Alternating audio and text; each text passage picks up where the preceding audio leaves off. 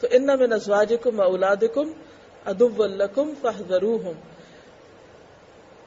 اب آپ دیکھیے کہ پورا اللہ نے پرسپیکٹو بھی بدل دیا نا، کہ جن کو تم پیار سے دیکھ رہے ہو یہ تمہارا دشمن ہے. اب محتاط ہو جاؤ اس سے. اچھا، جب اب آپ سوچئے اس پیار کو ایک طرف رکھیے، اب اس کو دیکھیے دشمن کی نظر سے. کوئی بھی شخص جو آپ سے دشمنی رکھتا ہوتا ہے نا کہ کوئی نہ کوئی لوگ جیلس ہوتے ہیں، کوئی آپ سے نفرت کرتے ہیں، کوئی جب وہ آپ کے سامنے آتا ہے یا جب وہ آپ کے ساتھ کوئی معاملہ کرنے لگتا ہے تو آپ کیا کرتے ہیں اس کے ساتھ معاملہ کرتے وقت؟ یا آپ کو پتا چلتا ہے کہ وہ آ رہا ہے. کئی دفعہ ایسے ہوتا ہے نا کہ خاندان میں کوئی ایک ایسا شخص ہوتا ہے جو لڑائیاں ڈلوا دیتا ہے، یا کوئی فتنہ فساد کرتا ہے، یا کوئی اور زبان خراب استعمال کرتا ہے یا کچھ، تو آپ کو پتا ہوتا ہے اچھا وہ فلاں جگہ جا رہے ہیں، وہاں اس نے بھی آنا ہے. کیا کیفیت ہوتی ہے آپ کی؟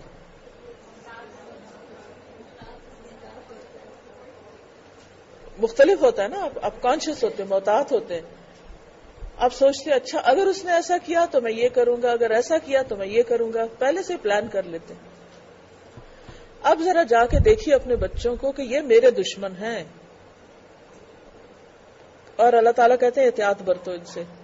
کیا کریں گے پھر آپ؟ ان کے ہر جائز ناجائز مطالبے کو پورا کرتے جائیں گے، ان کی خواہشات کو آنکھیں بند کر کے پورا کریں گے، ان کے رونے دھونے کو سنتے رہیں گے، ان کی اصلاح نہیں کریں گے، ان کا علاج نہیں کریں گے، ان کی وجہ سے غلط کام کریں گے، ان کی وجہ سے نماز چھوڑ دیں گے. کیونکہ سورۃ المنافقون میں اللہ سبحانہ وتعالیٰ فرماتے ہیں یا ایھا الذین آمنوا، بالکل اس سے پچھلی سورت ہے، لا تلہکم اموالکم ولا اولادکم عن ذکر اللہ. اے ایمان والو، تمہارے مال اور تمہاری اولاد تمہیں اللہ کے ذکر سے نہ روکے، غافل نہ کرے. وَمَن يَفْعَلْ ذَلِكَ، اور جو کوئی ایسا کرے گا، کیا کرے گا؟ مال اور اولاد کی وجہ سے اللہ کے ذکر سے غفلت برتے گا، فَأُولَئِكَ هُمُ الْخَاسِرُونَ، تو ایسے لوگ نقصان اٹھانے والے ہیں. پھر فرمایا کہ ایسے دشمنوں کے ساتھ کیا کرو، وَإِن تَعْفُوا وَتَصْفَحُوا وَتَغْفِرُوا. قرآن پاک میں معاف کرنے کے لیے، فارگیونگ کے لیے 3 لفظ ہیں، تینوں ہی یہاں اکٹھے کر دیے گئے. اتنی زیادہ تاکید.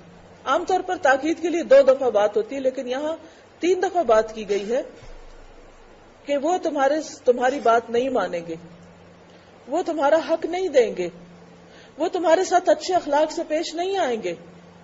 شوہر ہے تو وہ حقوق نہیں دے گا، بچے ہیں تو وہ بات نہیں سنیں گے، تمہارے لیے ہر وقت ایک بخار بنے ہوئے ہیں. تو جو ہمیں اتنا ستائیں، پھر کیا دل چاہتا ہے کہ ہم بھی خبر لیں ان کی. لیکن کیا کہا، کیا کرو، ان تعفوا وتصفحوا وتغفروا. بس ایک ہی کام کرو، معاف کرتے جاؤ، درگزر کرتے جاؤ، بخشتے جاؤ. بدلہ نہ لو، انتقام نہ لو، جوابی کاروائیاں نہ کرو، اگنور کر دو، ان کی باتوں کو دل سے نکال دو اور اپنا فرض پورا کرتے جاؤ. اب بحیثیت ایک ماں کے، جتنا چھوٹے ہوتے سے لے کے بچے ستاتے ہیں، ابھی بھی آپ دیکھیں جیسے رونے کی آواز آ رہی ہے تو پتہ ہے کہ آپ کو ماں کا حال کیا ہو رہا ہوگا کہ ایک طرف وہ کچھ سننا ہے اور دوسری طرف بچہ ستا رہا ہے.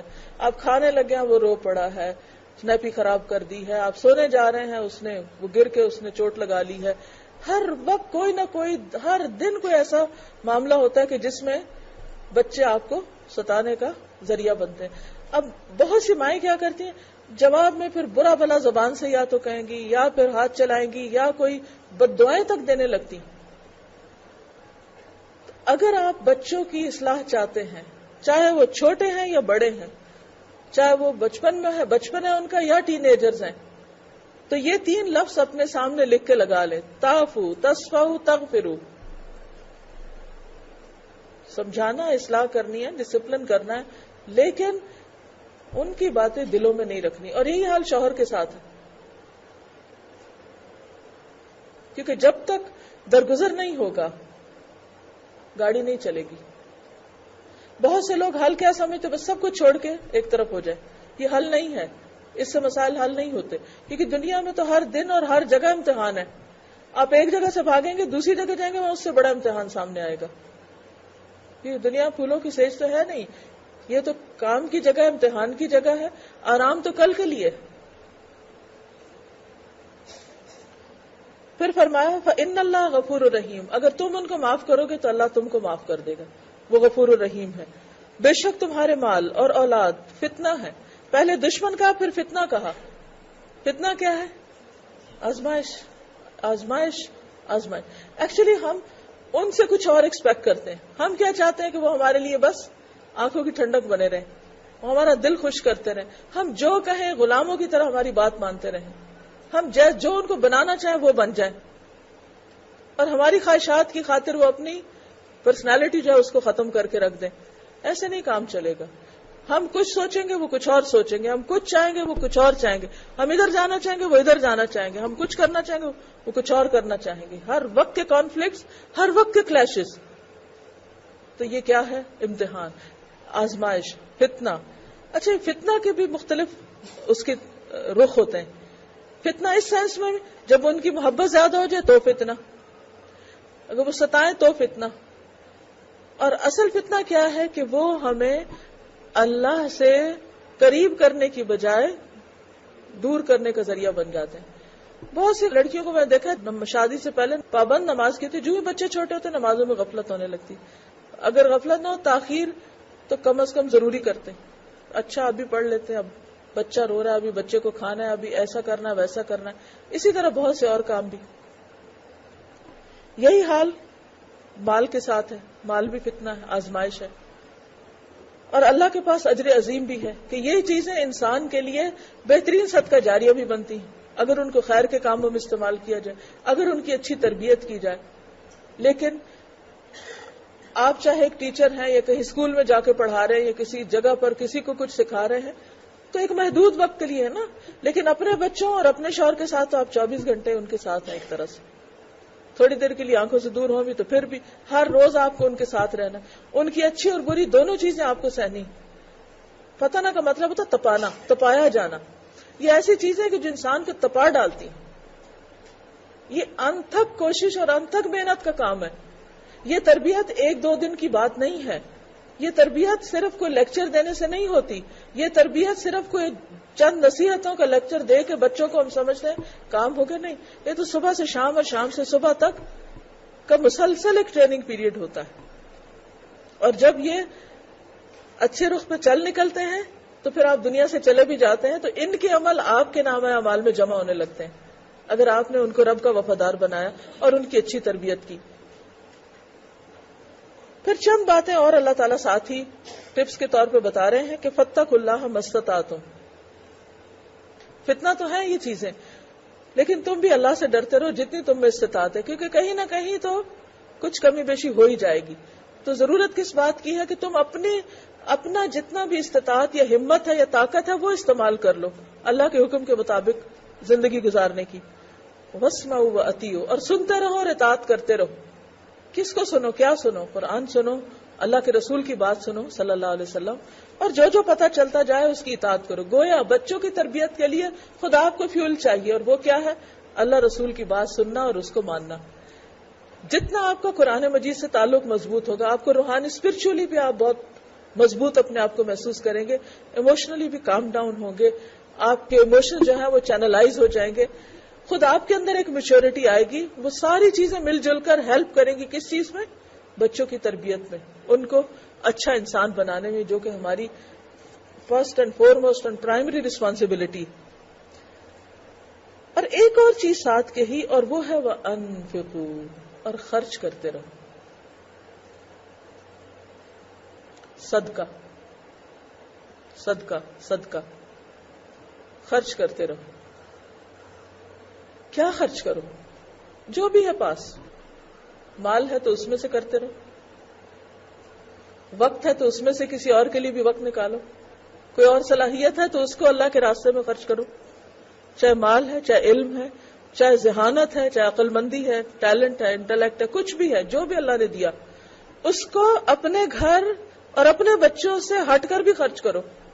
اچھا بعض اوقات ہم کیا سمجھتے ہیں, سب کا وقت, ماں باپ کا بھی, رشتہ داروں کا بھی, دوستوں کا بھی, سب کا نکال کے اس کو کٹ ڈاؤن کر کے پورا فوکس ہے ہمارا کس پہ ہوتا ہے, اپنے گھر پہ اور اپنے بچوں پہ. اور کیا کہتے ہیں, ہم ان کی تربیت کر رہے ہیں اور ان کو تو ہم 1 منٹ کے لیے بھی اگنور نہیں کر سکتے. یہ بھی بخل کی ایک قسم ہو جاتی ہے. پھر اس میں کیا ہے, خرچ کرو. سب کچھ اپنے بچوں کو مت کھلا دو. عام طور پہ کیا مائیں کیا چاہتی ہیں, اپنے منہ کا لقمہ بھی بچے کے منہ میں ڈال دیں. پھر اسی طرح اور کیا کرتے ہیں ہم, سب سے اچھے کپڑے کس کے لیے خریدتے ہیں؟ کبھی ایسا کیا کہ اگر اپنے بچے کے لیے کچھ خرید رہے ہیں تو ایکولی گڈ, اتنی ہی اچھی چیز اس کے بچے کے لیے خریدیں جو یا تو ہمارے قریب ہے, مثلا سرونٹس, یا پھر رشتہ دار جن کو جو اتنا افورڈ نہیں کر سکتے. کبھی کر کے تو دیکھیں کیسی آپ کو راحت ملے گی, کیسی خوشی ملے گی. میرے ایک استاد تھے, ان کی نصیحت ہمیشہ مجھے بڑی کام آئی.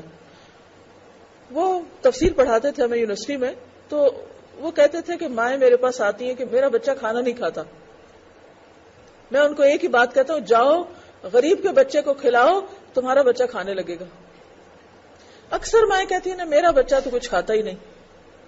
تو یہ اس کا فارمولا ہے, کسی کے بچے کو کھلاؤ تمہارا بچہ کھانے لگے گا, کسی کے بچے کو پہناؤ تمہارا بچہ جو ملے گا شکر گزار ہوگا, کسی کے بچے کو پڑھاؤ تمہارے بچے کو اور پڑھانے والا مل جائے گا. شاید تمہاری اپنی بات اتنی نصیحت نہ کرے جتنی کسی اور کی کرے. ان تنصر اللہ ینصرکم, تم اللہ کی مدد کرو گے تو اللہ تمہاری کرے گا. تو سارا فوکس اپنے بچوں پہ مت رکھو. دائیں سے بھی بچوں کو بلا لو, بائیں سے بھی بلا لو, بچوں کے دوستوں کو اکٹھا کر لو, کیونکہ بچے جن میں رہتے ہیں ان جیسے کام کرنا چاہتے ہیں. آپ اپنے بچے کو تو مسلمان اور پتہ نہیں کیا کیا بنانا چاہتے ہیں, تو واٹ اباؤٹ ادر چلڈرن؟ انہوں نے کہاں رہنا ہے, گھر میں تھوڑی رہنا ساری زندگی, انہوں نے باہر نکلنا ہے. تو جس ماحول میں جانا ہے اس ماحول کی اصلاح کی بھی فکر کرو. انفقوا, خرچ کرو. خیرا لانفسکم, یہ تمہارے اپنے ہی طرف لوٹ کے آئے گا, تمہارے لیے بہتر ہوگا. وَمَن يُوقَ شُحَّ نَفْسِهِ, اور جو دل کی تنگی سے بچا لیا گیا. کیونکہ ہم حریص ہوتے ہیں, ہم انہی کو پروٹیکٹ کرتے ہیں, انہی پر ساری محبت ہماری جا رہی ہوتی, انہی پہ سارا کچھ ہو رہا ہوتا ہے, دل میں ان کے سوا کچھ اور ہوتا نہیں. تو اس کو کیا کرو, وسیع کر لو, دل کھول دو, دل کھلا کر لو. بعض اوقات بچوں کو پسند نہیں آتا, ایسا ہوتا ہے نا, آپ اگر چھوٹے بچے بھی ہوتے ہیں نا, اگر آپ کسی اور کا بچہ اٹھا لیں تو بچے کیا کرتے ہیں, آپ کا بچہ کیا کرے گا, چھوٹا سا, چھوٹا بھی ہو نا, بالکل معصوم, تو ویسے کھیل رہا ہوگا, جو ہی دیکھے گا ماں نے کسی اور بچے کو فوراً آئے گا کہ نہیں یہ تو میری گود ہے, اس کو کھینچ کے پار. اپنا دوسرا بہن بھائی پیدا ہو جائے تو اس کو بھی برداشت نہیں کرتے. یہ شح ہے جو بچپن سے ساتھ چلتی ہے, اور بڑے ہونے تک اگر نکالا نہ جائے تو نکلتی نہیں. تو اس لیے اس دل کی تنگی کو دور کرنا ضروری ہے. اور اس میں تو پھر بے شمار فائدے, تو ایک الگ ٹاپک ہے. اور یہ اس وقت انسان اس سے نکلتا ہے جب اس کا ویژن براڈ ہوتا ہے, جب وہ صرف ایک نقطے پہ نہیں دیکھتا, دائیں بائیں بھی دیکھنے لگتا ہے, صرف اپنے گھر پہ نہیں دیکھتا, آس پاس کے گھروں کو بھی دیکھتا ہے, صرف اپنے بچوں کے لیے نہیں تڑپتا, اوروں کے لیے بھی تڑپتا ہے, صرف اپنے بچوں کے لیے دعا نہیں کرتا, اوروں کے بچوں کے لیے بھی دعا کرتا ہے, صرف اپنی اصلاح نہیں کرتا, اوروں کی بھی اصلاح کرتا ہے. تو وَمَن يُوقَ شُحَّ نَفْسِهِ فَأُولَٰئِكَ هُمُ الْمُفْلِحُونَ. اور اس معاملے میں جب آپ بچوں کی تربیت کریں تو آپ ان کے ساتھ درگزر کا معاملہ کرنے کے علاوہ ان کی غلطیوں کو ایسے دیکھیں جیسے دیکھا ہی نہ ہو. میں اکثر ایسا ہوتا تھا, بچے چھوٹے تھے نا, جب کھیلتے تھے چوٹ لگتی تھی, میں ان کی طرف نہیں جاتی تھی, میں باہر نکل جاتی تھی. اور میں کیوں کرتی تھی, میں کہتی تھی خود سنبھالیں اپنے آپ کو.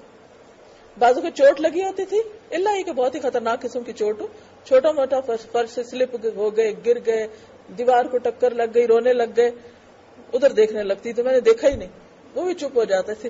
لیکن جو ہی مجھے دیکھا ایک دم چیخے, سارے درد یاد آ گئے. تو بات یہ ہے کہ بعض اوقات ہم جتنا ان کو پیار دیتے ہیں ان کے نفس اتنے موٹے ہوتے جاتے ہیں, جتنی ان کو توجہ دیتے ہیں اتنے زیادہ وہ پھر مغرور ہونے لگتے ہیں. جب ان کو پتہ چلتا ہے نا کہ ماں جو ہے وہ صرف ہماری نہیں ہے, وہ سب کی ماں ہے, خالہ چچا ماموں سب کے بچوں کی ماں ہے یہ, تو پھر کیا ہوتا ہے کہ بچوں کے اندر بھی وسعت آتی اور خود اپنے اندر بھی آتی. ان تقرضوا اللہ قرضا حسنا یضاعف لکم، اگر تم اللہ کو قرض حسنا دو گے، پھر خرچ کرنے کی بات ہے، اور قرض حسنا ہوتا ہے جو اللہ کے دین کے لیے خرچ کیا جاتا ہے، تو وہ تمہیں کئی گنا بڑھا کے دے گا. اور دین کے لیے خرچ کرنا ضروری ہے کسی مسجد کے ڈبے میں ڈال کے آئیں یا کسی مدرسے کو آپ دے کر آئیں. آپ اپنے بچوں کے علاوہ دوسرے بچوں کی تعلیم پر یا ان کی بھلائی پر، یا ان کو مثلا آپ بکس لے کے دے رہے ہیں، کوئی کیسٹس لے کے دے رہے ہیں، کوئی ایسے گفٹ دے رہے ہیں، کوئی ان کو کسی ایسے ٹرپ پہ لے جاتے ہیں کہ جہاں پر وہ کچھ سیکھ سکیں، کچھ کر سکیں، تو یہ سارا بھی فی سبیل اللہ خرچ کرنا ہے. یعنی ذاتی ضروریات کے علاوہ انسانیت کی خیر، فلاح، بہبود، بھلائی کے لیے جو بھی آپ خرچ کرتے ہیں سب اس میں آ جاتا ہے. آپ کسی ہاسپٹل میں جاتے ہیں، ان کو لے جاتے ہیں، بیمار بچوں کے وارڈ میں جائیں، اپنے بچوں کو لے کے دیکھیں کیسے دل نرم ہوتے ہیں ان کے، کتنی نعمتوں کی قدر آتی. بات یہ ہو رہی تھی کہ وہ کئی گنا زیادہ دے گا تم کو. یہ بڑا زبردست فارمولہ ہے، تم دو اللہ تمہیں کئی گنا زیادہ دے گا. آپ اوروں کے بچوں کو دینا شروع کریں، آپ سوچ ہی نہیں سکتے کہ آپ کے بچوں کو کیسی کیسی نصیحتیں ملیں گی، کیسے کیسے اچھا مشورہ دینے والے اور کیسے کیسے لک آفٹر کرنے والے ملیں گے. وَيَغْفِرْ لَكُمْ، اور تم کو معاف بھی کر دے گا. صدقہ ایک ایسی چیز ہے جو انسان کے گناہوں کو دھوتا ہے. ہماری ماضی کی غلطیاں، ہماری روزمرہ کی غلطیاں، یہ ساری چیزیں اس میں آ جاتی ہیں. اور اللہ بڑا ہی قدردان ہے اور بردبار ہے، غیب اور حاضر سب جانتا ہے. چھپ کے جو کوششیں کر رہے ہیں سب کے سامنے کر رہے ہیں، سب اس کو پتا ہے. زبردست بھی ہے اور بہت حکمت والا بھی ہے. ٹائم کم ہے، میں بہت باتیں اب ختم کرتی ہوں تاکہ آپ لوگ اپنی کچھ رائے کا اظہار کر سکیں. تو میں دائیں ہاتھ سے شروع کروں گی، آپ کچھ کہیے. السلام علیکم. وعلیکم السلام. میرا نام شاہین ہے. یہاں پر جو فرسٹ بیچ شروع ہوا تھا 2003 میں، تو اس میں میں نے جوائن کیا تھا. تھوڑے ہی دن ہوئے تھے اس کو شروع ہوئے ہوئے. یہاں پہ چونکہ ٹاپک یہ ڈسکس ہو رہا ہے بچوں کا، تو مجھے یاد آ رہا ہے کہ آج سے 7 سال پہلے میرے بچے جس ایج پہ تھے اور میں ان کے ساتھ کیا ٹریٹمنٹ کیا. ہوتا یہ ہے کہ جب ہم قرآن پڑھ رہے ہوتے ہیں نا، تو شروع میں ایک دم اتنا ہم آئیڈیلسٹک ہو جاتے ہیں. ہم چاہتے ہیں کہ اچھا دین یہ ہے اور اللہ کا اسٹینڈرڈ یہ ہے، تو اب ہم ایک دم سے اس اسٹینڈرڈ کے اوپر خود بھی آ جائیں اور ہمارے بچے بھی. تو مسئلہ یہ ہے کہ ٹھیک ہے، خود تو ہماری اپنی، چونکہ ہم قرآن روز پڑھ رہے ہوتے ہیں، روز ہم حدیثیں سن رہے ہوتے ہیں، لیکن ہم یہ بھول جاتے ہیں کہ ہمارے بچے یا ہمارے ہسبینڈ گھر میں اور لوگ وہ تو یہ ڈوز نہیں لے رہے، اور ان کو تو صرف ہم نظر آ رہے ہیں کہ پہلے ہماری 100% جو ہم جیسے وہ دل کی تنگی ہوتی ہے، ہم سارا کچھ انہی کو دینا چاہتے ہیں. تو ایک دم سے جب ہمارا فوکس شفٹ ہوتا ہے تو وہ اس کو وہ ہینڈل نہیں کر پاتے. وہ تو ابھی ایک لاس کا شکار ہوتے ہیں کہ ماں تو پہلے صرف ہماری تھی، اب یہ پتہ نہیں کدھر جا رہی ہے، اور اب اس کی پتہ نہیں آئیڈیاز کیا ہو گئے. پہلے ماں سے بیٹھ کے ڈرامے اور موویز دیکھتی تھی، اب یہ کہتی ہے قرآن سنو. اب ایک دم سے ان کا تو ٹیسٹ ڈیولپ نہیں ہوتا. تو میں یہاں پہ یہ کہنا چاہتی ہوں کہ چونکہ ہم لوگ جو زیادہ تر لوگ ایسے بیٹھے ہیں جو دین سے تعلق رکھتے ہیں یا دین کا ایک شوق رکھتے ہیں، ان کو یہ سوچنا چاہیے کہ پہلے بچوں کو وہ ڈوز دینی شروع کریں آہستہ آہستہ، بالکل ایک ایسے طریقے سے جو ان کو ہضم ہو. جس سے بچوں کو وہ نہیں کھلاتے پہلے سیریلک کھلاتے، ایک دم سے ان کو روٹی سالن نہیں کھلاتے. آہستہ آہستہ جب ان کا ہاضمہ اس پہ آ جاتے ہیں، پھر آہستہ آہستہ اور چیزیں شروع کرتے ہیں، پھر اس کی کوانٹٹی بھی بڑھاتے ہیں، اس کی فریکوینسی بڑھاتے ہیں. اب یہ ایک ظاہر صبر آزما کام ہے. تو جس طرح ہم بچوں کو فزیکل فوڈ دیتے ہیں، ایسے اسپرچل فوڈ، تو آہستہ آہستہ پھر وہ ان کی پرسنالٹیز گرو کرتی ہیں. وہ ایک درخت کی طرح ہوتے ہیں، ایک دم سے نہیں گرو کر سکتے. تو دوسرا یہ کہ جو دشمنی کی بات تھی نا، اس سے مجھے یاد آتا ہے کہ ایک دعا ہے جو نبی صلی اللہ علیہ وسلم نے حضرت حسن کو شاید سکھائی تھی. اس کے اندر ایک ورڈز آتے ہیں وَقِنِي شَرَّ مَا قَضَيْتَ، کہ اللہ مجھے اپنے فیصلوں کی شر سے بچائیں. تو اس میں کوئی اسکالر وہ دعا ایکسپلین کر رہے تھے، تو انہوں نے کہا کہ اللہ کے فیصلوں میں کوئی شر ہوتا ہے. تو آڈینس میں سے سب نے کہا نہیں، اللہ کے تو فیصلوں میں بہتری ہوتی ہے. تو انہوں نے کہا کہ نہیں، اللہ کے ہر فیصلے میں ایک امتحان ہوتا ہے، اور جو ہمارا ریئیکشن ہوتا ہے نا اس فیصلے کے بعد، وہ ڈٹرمن کرتا ہے کہ کیا وہ چیز شر تھی یا وہ خیر تھی. اگر ہمارا ریئیکشن صبر اور شکر والا ہوگا تو وہی چیز ہمارے لیے خیر ہوتی ہے، اور اگر ہمارا ریئیکشن تکبر ہے اور یا اس طرح کی چیز ہے تو پھر وہ ظاہر ہمارے لیے شر ہوگی. تو بچوں کے معاملے میں یا اپنے ہسبینڈ کے گھر والوں کے معاملے میں ہمیں ایز اٹ از ان کو اپنا دشمن نہیں سمجھنا، بلکہ ہمارا جو ریئیکشنز ہوتے ہیں نا، کبھی ہم باہر لوگوں کے ساتھ بہت اچھے اخلاق کے ساتھ رہتے ہیں، تو گھر والوں کے ساتھ ہم جب اپنا الرٹ نہیں ہوتے یا اپنے کانشیسنیس میں نہیں رہتے، پھر ہم ان کے ساتھ بدتمیزی بھی کر لیتے ہیں، غیبتیں بھی انہیں کے ساتھ بیٹھ کے کرتے ہیں. تو یہاں سے پھر وہ ہمارے لیے ایک قسم کے دشمن بن جاتے ہیں کہ باہر تو ہم اپنے اخلاق شو کریں اور وہاں ہم اپنے لیے شر کمائیں. تو جس کے ساتھ شر کمایا جاتا ہے ظاہر ہے وہی دشمن ہوتا ہے. تو مجھے دشمنی کا یہ اینگل سمجھ میں آیا تھا کہ ہمیں اپنی پرسنالٹیز پہ اس وقت بہت زیادہ کنٹرول رکھنا چاہیے جب ہم اپنے گھر والوں کے ساتھ ہوتے ہیں، کیونکہ وہاں پہ وہ بھی اپنے ریلیکسڈ اور اپنے اصل موڈ میں ہوتے ہیں، اور ہم بھی اگر ریلیکسڈ ہو گئے اور بالکل ڈھیلا اپنے آپ کو چھوڑ دیا تو پھر وہاں سے بہت برائیاں ہوتی ہیں اور بہت ہی واقعی ایک دشمنی کا ماحول کریٹ ہو جاتا ہے. تو اللہ کرے کہ ہم ان آیات پر جو استاذہ نے اتنے اچھے سے ایکسپلین کیا، اللہ ہمیں ان پہ عمل کی توفیق دے. السلام علیکم. واقعی بات یہ کہ سب سے زیادہ گھر والوں کے ساتھ پیشنس چاہیے ہوتا ہے. السلام علیکم. میں سمجھتی ہوں کہ استاذہ نے جو آیات سلیکٹ کی ہے الحمدللہ اس میں ایک بالکل ڈفرینٹ اینگل سے ہم کو جواب مل گیا ہے، کیونکہ ہم یہ سوچ رہے تھے کہ ہم تربیت کیسے کریں، ہمیں کچھ ٹپس یا کچھ اس طرح کی چیزیں ملیں گی جو کہ ہمارے ذہن میں تھیں، لیکن اللہ تعالیٰ کی جو ہدایت ہے وہ اصل ہدایت ہے، اور وہ ہم کو یہ بتاتا ہے کہ تم کو کہاں کہاں سے ایسے مواقع ملیں گے کہ جہاں پر تمہارے اپنے ہوں گے، بالکل تمہارے کلوز جو جن سے تم محبت رکھو گے، وہاں سے ہی تمہارا امتحان زیادہ سخت ہوگا. اور میں سمجھتی ہوں کہ ہماری اولاد جس کے بارے میں ہم ہر وقت پریشان رہتے ہیں، اگر واقعی ہم اللہ تعالیٰ کی اطاعت کرنے والے ہوں اور انہی آیات کے مطابق ہم اپنے بچوں پر صرف فوکس نہ کریں بلکہ ارد گرد اور لوگوں کے اور جس ماحول میں ہمارے بچے جاتے ہیں جیسے اسکولز ہیں یا ان کے کھیلنے کے دوست ہیں، ان کے ساتھ ہم ٹائم لگائیں اور اپنے بچوں کے ساتھ ساتھ ان کی بھی تربیت کریں، تو میں سمجھتی ہوں کہ یہ واقعی وہ گر ہے کہ جس کی وجہ سے اللہ تعالیٰ نہ صرف یہ کہ ہمارے بچوں کو صحیح کریں گے بلکہ اس سے ماحول بھی ایک بہتر ہوگا، اور اس میں ہمارے بچوں کے یعنی ان کے جو دوست ہیں ان کی بھی تھنکنگ ویسی ہی ہوگی کہ جیسا ہم چاہتے ہیں. اصل میں آج کل یہی مسئلہ ہے کہ پہلے تو یوں ہوتا تھا کہ بچے باہر جائیں گے تو خراب ہوں گے، لیکن اب بچے گھروں میں محفوظ نہیں ہیں. کہ ہم بچوں کو، میرا بھی اپنا ایک بیٹا ہے 13 سال پلس کا، اور میں سمجھتی ہوں کہ میں اس کو گھر میں اکیلا نہیں چھوڑ سکتی. بہت سے لوگ کہتے ہیں کہ اتنے سال کے بچے کو تو آپ اکیلا، میں اکیلا نہیں چھوڑ سکتی کیونکہ گھر کے اندر انٹرنیٹ موجود ہے، ٹی وی موجود ہے. اگرچہ ماشاءاللہ الحمدللہ ایسی بات نہیں ہے کہ وہ چوری چھپے دیکھے گا، لیکن ایک دھڑکا ہے کہ کہیں ایسا نہ ہو کہ وہ کوئی ایسی چیز واچ کرے یا اپنے کسی ایسے دوست کی اس کی کال آ جائے کہ جو واقعی اس کا حقیقی معنوں میں دوست نہ ہو، اور کوئی ایسی بات وہ اس سے سیکھ لے یا سن لے یا اس کی صحبت میں کچھ دیر رہے تو جو میں نے اس کی تربیت کیا اس پر سب پانی پھر جائے گا. تو آج کل کے دور میں سمجھتی ہوں کہ ماؤں کی رسپانسبلٹی بہت زیادہ اس لحاظ سے بھی ہو گئی ہے کہ نہ صرف اپنے بچوں پر توجہ دینی ہے بلکہ ارد گرد کے بچے، اپنے ہمسایوں کے بچے، اسکول کے دوست اور ساتھی اور معاشرے کے بچوں پر بھی توجہ دینے کی ضرورت ہے. اور یہی وہ چیز ہے کہ جو انشاءاللہ واپس لوٹ کر ہمیں ہی فائدہ دے گی دنیا اور آخرت میں انشاءاللہ. بچوں کو ایک معیار دیتے رہیں کہ صحیح کیا اور غلط کیا، اور پھر تھوڑا ان کو چھوڑ کے دیکھیں کہ کیا کرتے ہیں. پھر اگر وہ اس پہ قائم رہے تو ٹھیک، اور اگر نہیں قائم رہے پھر ان کو سپورٹ دیں، پھر ان کے دماغ صاف کریں. آپ دوست کی بات کر رہی تھی، آج کل تو بچے استادوں کے ہاتھوں میں محفوظ نہیں ہیں. آج ہی صبح وہ میرا بیٹا مجھے کہتا ہے کہ میرا ٹیچر ایک ہے تو وہ کہتا ہے کہ انسان ہر چیز سے سیکھتا ہے، تو اچھا بھی کرو برا بھی کرو تو دونوں سے سیکھو گے. میں نے کہا ہے کیا کہہ رہے ہو؟ کہتے ہاں اب آپ کہیں گے کہ اس کا استاد بدل دو. تو بات یہ ہے کہ ہر طرف سے، کیونکہ استاد بھی تو اسی سوسائٹی اور اسی معاشرے کے استاد ہیں، وہ بھی انہی چیزوں کے ساتھ بڑے ہو رہے ہیں. اور وہ یہ نہیں کہ کوئی وہ بدخواہی میں ایسے مشورے دیتے ہیں، وہ اپنی طرف سے بہت خیرخواہی میں اپنی طرف سے بچوں کی تربیت کر رہے ہوتے ہیں. لیکن چونکہ قرآن معیار نہیں ہے، اللہ اور اس کے رسول صلی اللہ علیہ وسلم نے کہیں نہیں بتایا کہ اچھا بھی کر لو برا بھی کر لو دونوں سے سیکھ لو گے. یہ برائی تو برائی ہے.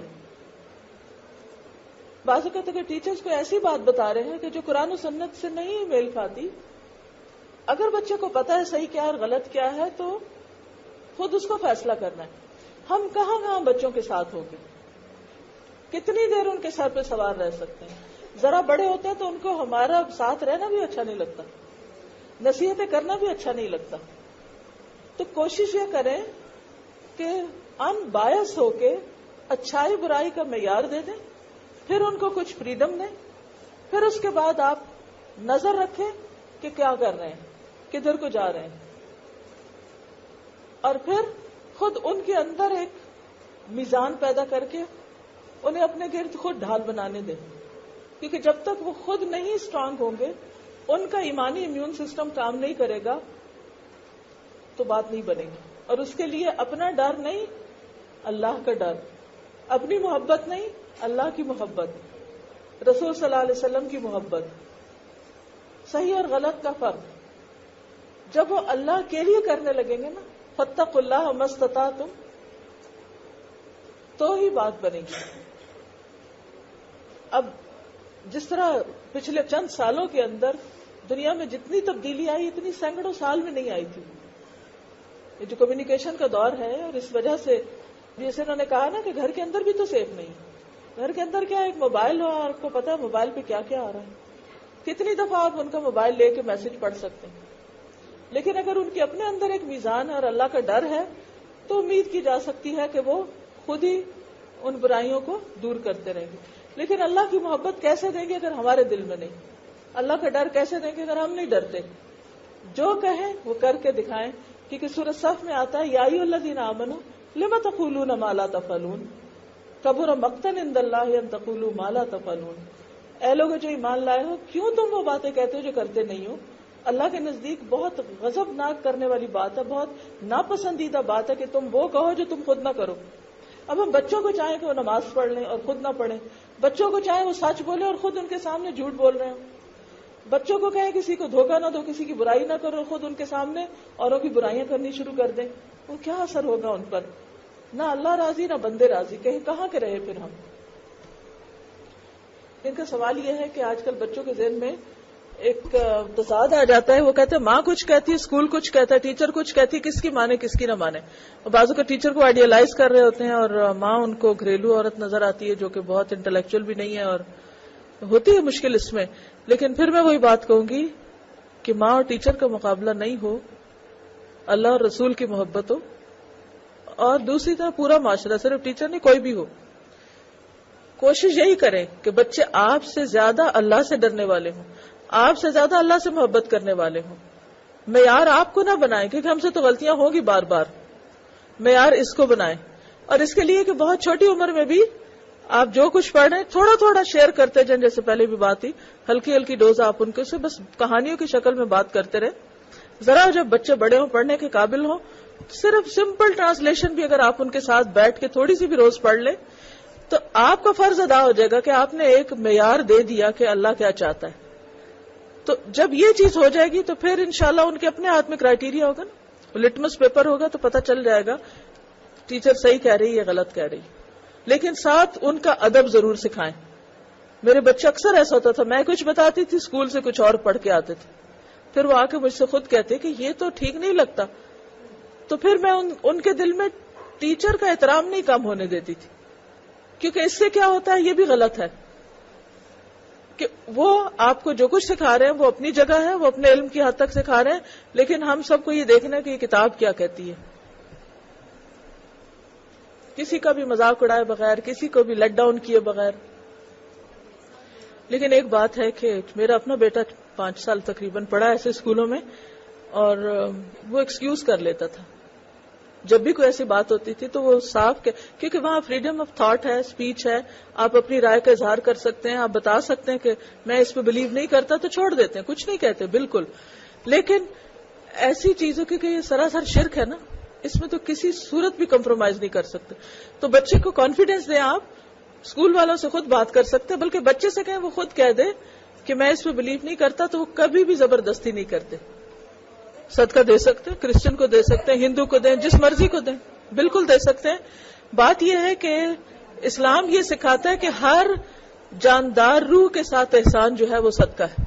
زکوٰۃ نہیں ہے، زکوٰۃ تو ایک مذہبی فریضہ ہے نا، وہ دیٹ از ڈفرنٹ. لیکن عام روزمرہ کا صدقہ آپ کسی کو بھی دے سکتے ہیں، جس کو مرضی دیں. سچ بولنا بچپن سے ہی سکھائیں اور ان کے سامنے سچ بولیں. پلس یہ کہ جب وہ سچ بولیں تو سچائی کی وجہ سے ان کو معاف کر دیں ان کی غلطی کو. وہ جھوٹ کیوں بولتے ہیں؟ اس لیے بولتے ہیں کہ ان کو پتا ہوتا ہے کہ اگر ہم نے سچ بولا تو بڑی شامت آئے گی. تو میں تو شروع سے بچوں کو کہا کہ اگر آپ سچ بولیں گے تو آپ کو کچھ نہیں کہا جائے گا، لیکن اگر پتا چل گیا کہ آپ نے جھوٹ بولا جائے گا تو آپ کو سزا لازم ملے گی، اور اللہ تعالیٰ بھی جھوٹ کے اوپر یہ سزا دیتا. دیکھیے یہ جو سچائی ہے نا، اور سچائی سے محبت، یہ پہلا سبق ہے جو آپ بچوں کو دے سکتے ہیں، پہلا سبق. کیونکہ سچائی جو ہے اور جھوٹ یہ مومن اور منافق کو الگ کرتا ہے. تو اگر منافقت بریڈ کر رہے ہیں نا ہم بچوں کے اندر کسی بھی وجہ سے, اچھا یہ کہہ دینا, یہ بول دینا, ایسا ہو جائے گا ویسا, تو اس سے پھر یہ ہے کہ وہ ڈبل پرسنالٹی بن جاتے ہیں. اور بہت سے بچوں کا یہ بیچاروں کا بڑا مسئلہ ہے کہ وہ ڈبل فیس ہوتے ہیں. اسکولوں میں کچھ کرتے, گھر آ کے کچھ کرتے ہیں, باہر کچھ کہتے ہیں, اندر کچھ کہتے ہیں. تو کوشش یہ کرنی چاہیے کہ میکسیمم بتائیں, کبھی نہیں بھی بتاتے تو اگنور کر دیں. لیکن یہ ہے کہ پھر یہ ساری چیزیں ٹائم مانگتی ہیں, توجہ اور دلچسپی, اور آر نہ دلائیں. ایک جو ہم بچوں کو بہت آر دلاتے ہیں, تم ایسے اور تم ویسے, اس سے ایک تو پرسنالٹی کے اوپر بڑا منفی اثر پڑتا ہے. دوسرا یہ ہے کہ اگر کوئی غلطی ہو گئی, آپ نے پنش کر دیا یا معاف کر دیا, بس اس کے بعد چیپٹر کلوز. یہ نہیں کہ اگلی غلطی بھی پھر پچھلی غلطیاں دوبارہ یاد کرانی شروع کر دیں. بچوں کی بھی ایک عزت ہوتی, ان کو احترام دیں. یہ مت سوچے کہ وہ نہیں سننے کو تیار, وہ سن رہے ہوتے ہیں, وہ سمجھ رہے ہوتے ہیں. ایک وقت آئے گا کہ جب وہ عمل بھی کر لیں گے.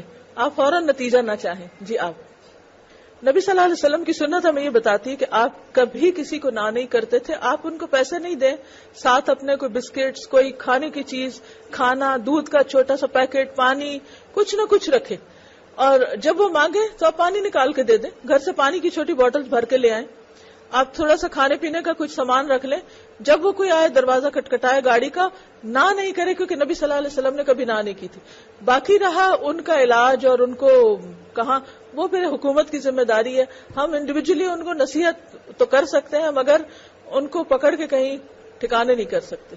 لیکن ہمارے آگے جس نے ہاتھ پھیلا دیا, تو اللہ کے رسول صلی اللہ علیہ وسلم وہ اما السائل فلا تنہر, سوالی کو جھڑکو نہیں. اور دوسری بات یہ کہ نہ نہیں کرتے تھے. اپنے لیے سوال پوچھیں, اگر کوئی مسئلہ آپ کا اپنا ہے تو وہ پوچھیں.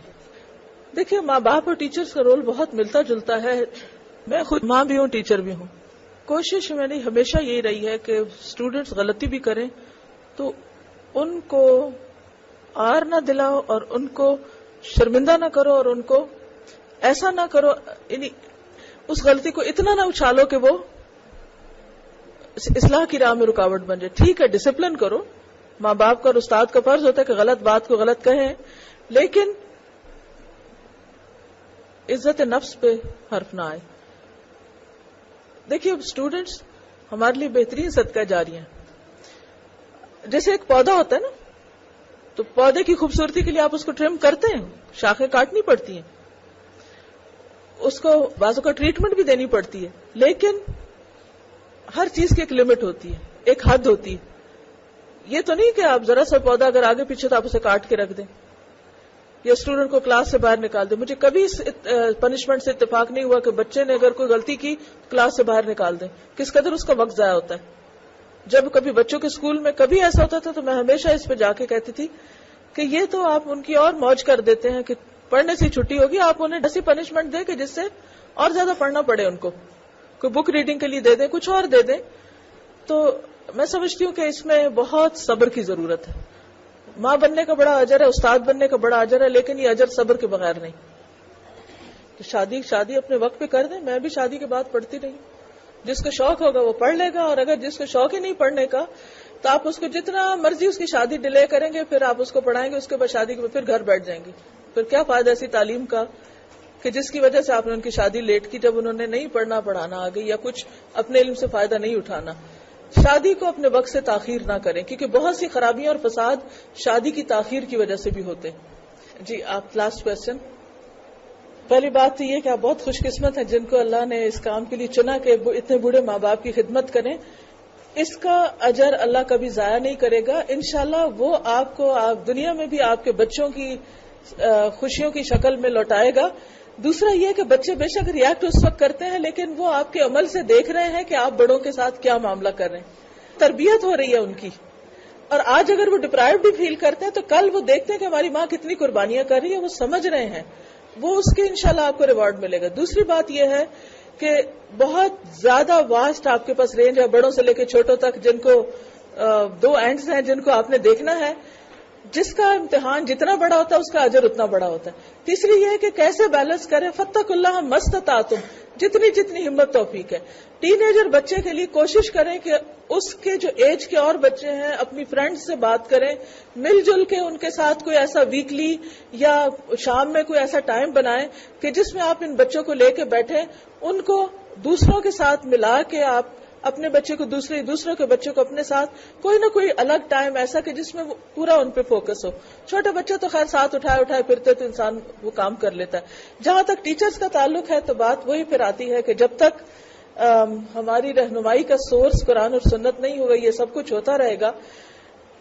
ہے تو بہت ہی سینسیٹیو ایشو, لیکن کبھی بھی مایوس نہ ہو. چھوٹی سی کوشش بھی اگر شروع کر دی جائے تو بہت ہو سکتی ہے. اگر آپ کبھی چاہیں ان سب ٹیچرز کے لیے ایکسکلوڈڈ الگ سے کوئی سیشن, تو میں اس کے لیے حاضر اپنی خدمات پیش کرتی ہوں. جتنے بھی ایسے مسائل ہیں ان پر ان کے ساتھ ڈسکس کر سکتی ہوں. دیکھیے ٹیچرز کو بھی تھوڑی رعایت دیجیے. ہم گھر میں ایک بچے کے ساتھ کتنے تنگ آتے ہیں. جن ٹیچرز کے پاس 30 بچے ہیں, 30 ٹین ایجر کلاس میں, اس ٹیچر کا حال بیچاری کا کیا ہوگا یہ بھی آپ سوچئے. وہ ان کا اپنے مسائل ہیں اور ان کو اپنے طور پر بہت سی چیزوں کی ضرورت ہے, لیکن یہ کہ چاہے انسان ٹیچر بھی بن جائے تو اس کو بھی مسلسل سیکھتے رہنے کی ضرورت ہے. میں یہ ریکمینڈ کروں گی کہ کوئی بھی ٹیچر ایسی 300 دفعہ یہ بات لکھوانے کے بجائے 300 ورڈز پر کوئی ایسے لکھنے کو دے دے. وہ کہیں زیادہ بہتر, اس میں بچے کا دماغ زیادہ مصروف ہوگا بجائے اس کے کہ رٹو طوطے کی طرح ایک ہی بات بار بار لکھتا چلا جائے. اس سے کوئی فائدہ نہیں ہوگا. اور باقی یہ کہ اللہ کی ذات ہر جگہ ہر وقت موجود ہے. ہر مسئلے کا حل اس کے پاس ہے. چھوٹا مسئلہ ہو یا بڑا مسئلہ ہو, چھوٹی تکلیف ہو یا بڑی, چھوٹی پریشانی ہو بڑی, دل میں اس سے باتیں کیا کریں. اور ذرا زیادہ دل دکھے تو 2 نفل جا کے پڑھ کے مانگا کریں. اللہ تعالیٰ سب کچھ آسان کر دے گا. اللہ آپ سب سے راضی ہو. جزاکم اللہ خیرا. آپ سب کے وقت کا بہت شکریہ. السلام علیکم ورحمۃ اللہ وبرکاتہ.